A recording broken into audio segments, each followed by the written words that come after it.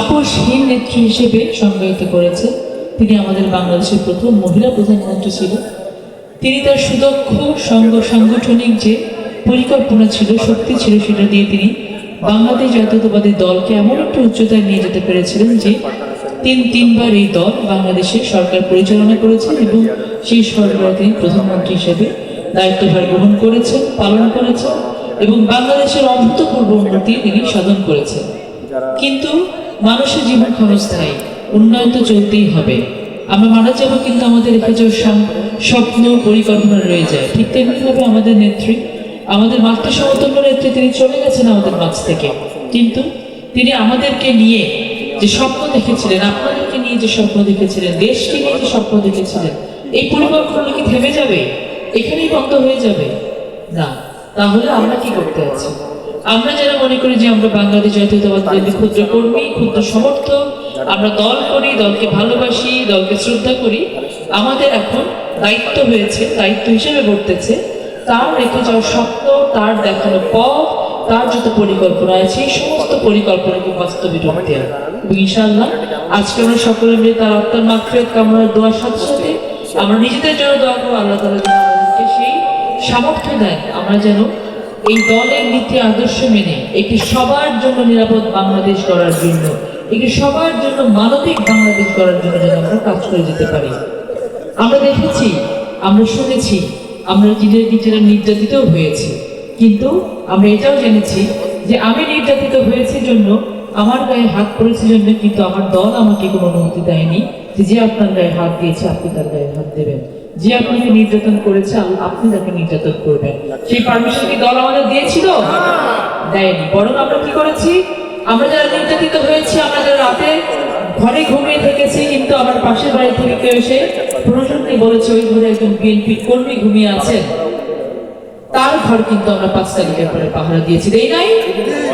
কারণ এটা আমাদের দলের নীতি, এটা আমার দলের আদর্শ। বাংলাদেশ জাতীয়তাবাদী দল এমন একটি দল, যেই দল জানে কি করে মানুষকে নিরাপত্তা দিতে হয়, যেই দল জানে বাংলাদেশকে কি করে মানবিক বাংলাদেশ হিসেবে করতে হয়। আপনারা খেয়াল করে দেখবেন, বাংলাদেশে অনেক দল ছিল, রাজনৈতিক দল ছিল, আছে, এক একটা নাম এক একটা দলকে দেওয়া হয়েছে, কিন্তু বাংলাদেশ জাতীয়তাবাদী দলকে, তার নেতাকে আপোষহীন নেত্রী হিসেবে আখ্যায়িত করা হয়েছে।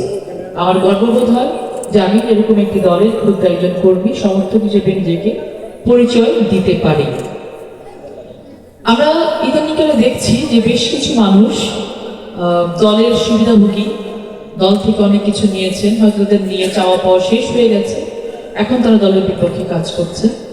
তো আমি তাদের উদাত্ত আহ্বান জানাবো, আমরা দীর্ঘ অনেকগুলো বছর একসাথে সংগ্রাম করেছি, দেশকে একটি ভালো জায়গায় নিয়ে যাওয়ার জন্য কাজ করেছি।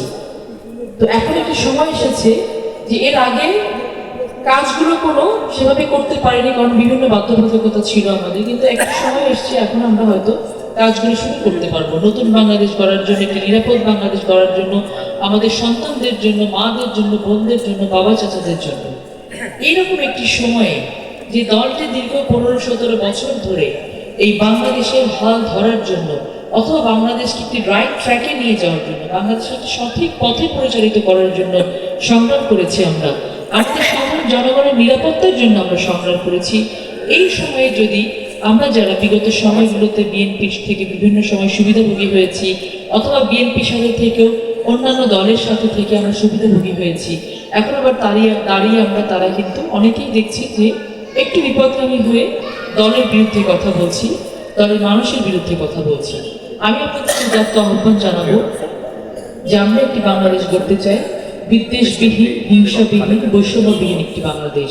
আপনারা যারা মনে করেন, আপনারা যারা পরিচয় দেন আপনারা বিএনপি করেছেন একটা সময়, আপনারা দয়া করে আমাদের যারা সাধারণ মানুষ আছে এই সকল মানুষকে বিভ্রান্ত করবেন না।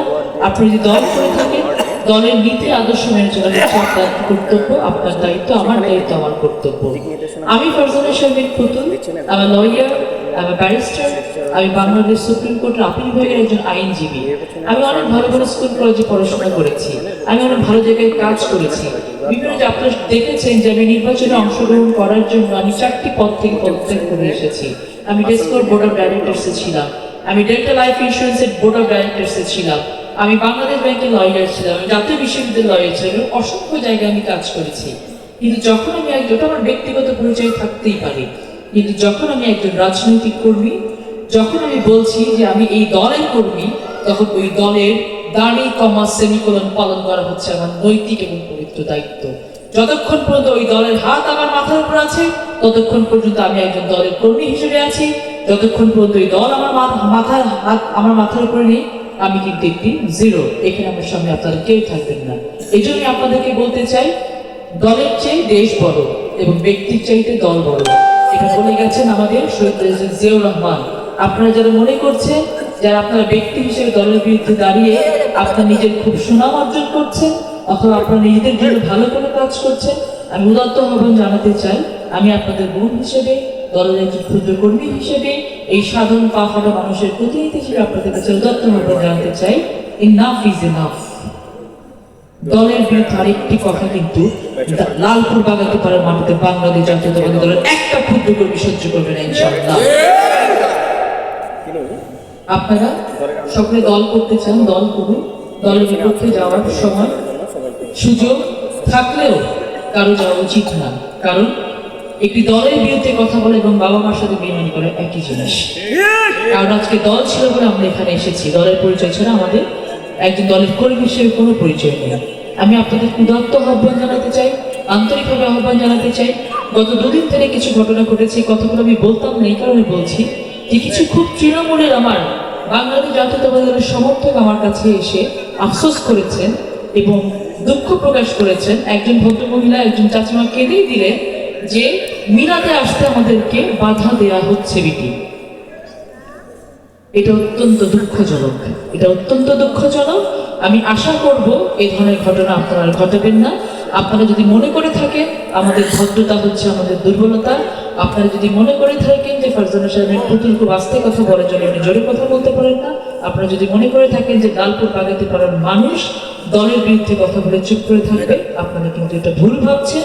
আমি খুব আন্তরিকতার সাথে আপনাদের উদাত্ত আহ্বান জানাতে চাই, আপনারা রাজনীতি করবেন, কোন জায়গায় রাজনীতি করবেন এটা আপনাদের প্রত্যেকের ব্যক্তিগত চয়েস এবং ব্যক্তিগত অধিকার এবং নাগরিক অধিকার, আপনারা সেটা করতে পারেন। কিন্তু কে কোন দল করবে, কে কোন দলকে সমর্থন করবে, এইটা ডিক্টেট করার আপনারা কেউ নন। সো আপনাদেরকে আমি উদাত্ত আহ্বান জানাতে চাই, আসুন, বাংলাদেশ ভীষণ ক্রান্তিকাল অতিক্রম করছে। আমরা প্রচন্ড পরিশ্রম করছি দিন রাত একটি সমাজ গড়ার জন্য, একটি দেশ গড়ার জন্য, আমাদের মানুষদের জন্য, আমাদের জন্য, আমাদের সন্তানদের জন্য একটি নিরাপদ বাংলাদেশ গড়ার জন্য। আপনারাও আসুন, আমরা একসাথে সেই বাংলাদেশ করি এবং আমরা একটা সময়কে বলতে পারবো ওই অসময়ে আমরা একজন ক্ষুদ্র কর্মী হয়ে আমরা কিন্তু বাংলাদেশের পাশে দাঁড়িয়েছিলাম, যার ফলে বাংলাদেশ আজ খুঁজতে দাঁড়িয়েছে। আমি সেই গর্ববোধ করতে চাই, সেই গর্বের আমি একজন ক্ষুদ্র কর্মী হতে চাই এবং সেই গর্বের আমি একজন শরীক হতে চাই। আজকে আপনারা এখানে যারা বসে আছেন, আপনারা প্রত্যেকে আমার বয়োজ্যেষ্ঠ, আমার ছোট ভাই বোনেরাও এখানে আছেন। আপনাদেরকে উদাত্ত আহ্বান জানাবো একটি, যে আমরা সকল প্রতিহিংসা ভুলে গিয়ে, সকল বিভেদ ভুলে গিয়ে, গতকালকে কে কি করেছে, গত পরশু কে কি করেছে, সবকিছু ভুলে গিয়ে কেবলমাত্র যদি আমরা সামনের দিনগুলোর দিকে তাকাই, যে আমার সন্তানরা একটি সুস্থ পরিবেশ পাক, যে সুস্থ পরিবেশে তারা বেড়ে উঠবে, আমার মা বোনরা একটা সুন্দর পরিবেশ পাক, একটা নিরাপদ পরিবেশ পাক, যে নিরাপদ পরিবেশে তারা রাতে নিশ্চিন্তে ঘুমাতে পারবে, আমার ভাই বোনেরা একটি নিরাপদ কর্মসংস্থানের সুযোগ পাক, একটি নিরাপদ কর্মসংস্থানের পরিবেশ পাক, যেখানে তারা কর্ম করে খেতে পারবেন নিজের এবং নিজের পরিবারের তারা সম্পদ হতে পারবে। এরকম করে ছোট ছোট করে যদি আমরা প্রত্যেকটা জায়গায় কাজ করতে পারি, তাহলে বাংলাদেশ এগিয়ে না গিয়ে কোনো উপায় নেই। আসুন আমরা সকলে মিলে সেই বাংলাদেশ গড়ার জন্য কাজ করি। প্রত্যেকের জন্য দরজা খোলা আছে, সবাই মিলে পজিটিভ কজের জন্য, ভালো কাজের জন্য আমরা কাজ করি, ভালোর জন্য কাজ করি, মন্দকে মন্দ বলি। এর বাইরে দল মত ধর্ম বর্ণ এগুলোর বিভেদগুলো আমরা বন্ধ করি।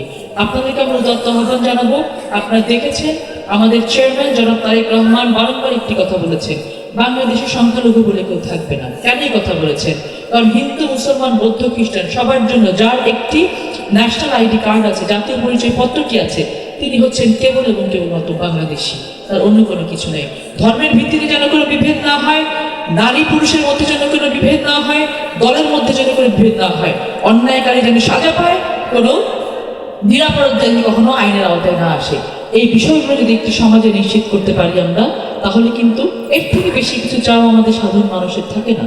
এতটুকুই চাই, দিন গেলে আমরা দুমুঠো পেট ভরে যেন খেতে পারি, যেন আমাদের দ্রব্যমূল্য আমাদের ক্রয় ক্ষমতার ভিতরে থাকে, আমার পুরো মাটার জন্য যেন আমি মাস গেলে ওষুধটা ভালো মতো করে কিনতে পারি, আমার বাচ্চার স্কুলের বেতনটা যেন ভালো করে দিতে পারি, আমি যে ফসলটা ফলাচ্ছি এই ফসলটা যেন কেউ চুরি করে না নিয়ে যায়, আমার ঘরে যেন কেউ গায়েবী মামলা না দেয়। এর বেশি কিছু কি আমাদের চাওয়ার আছে? কিচ্ছু চাওয়ার নেই। আমরা সেই বাংলাদেশ গড়তে চাই, লালপুর বাগাতি পাড়াকে সেই বাংলাদেশ উপহার আমরা দিতে চাই। এর পথে যারা কাটা হবে তারা আপনারা 5 তারিখে দেখেছেন, ভালোবাসা আদায় করতে হয় ভালোবাসা দিয়ে, ভালোবাসা কিন্তু জোর করে আদায় করা যায় না। তাই আপনারা যারা হুমকি থুমকি দিয়ে মনে করছেন যে আপনারা বাংলাদেশ জাতীয়তাবাদী দলের ক্ষুদ্র কর্মীদেরকে এই বাংলাদেশ জাতীয়তাবাদী দল বিএনপির আদর্শ থেকে সরিয়ে রাখবে, আপনারা ভুল করছেন। আপনারা সঠিক পথে আসুন, আল্লাহ তাআলা আপনাদেরকে সম্মতি দিন। আমরা আজকে আমাদের দেশটাকে বেগম খালেদা জিয়ার জন্য দোয়া করার সাথে সাথে নিজেদের জন্য দোয়া করবো, আল্লাহ যেন আমাদেরকে সেই সামর্থ্য শক্তি দেন, আমরা যেন এই আমাদের দেশটাকে দেখানোর পথে চলতে পারি, নতুন বাংলাদেশ গড়ার পথে। এবং যারা বিভেদ সৃষ্টি করার চেষ্টা করছেন তাদেরকে যেন আল্লাহ তাআলা সম্মতি দেন, তারা যেন সঠিক পথে এসে দেশ গড়ার কাজে আমাদের সাথে অংশগ্রহণ করবে। সকলে ভালো থাকবেন। নামাজের সময় হয়ে গেছে, আমি আর আমার বক্তব্য দীর্ঘায়িত করবো না। আমি হাফেজ জনাব হাসান মোহাম্মদ যিনি এখানে আছেন তাকে অনুরোধ করবো।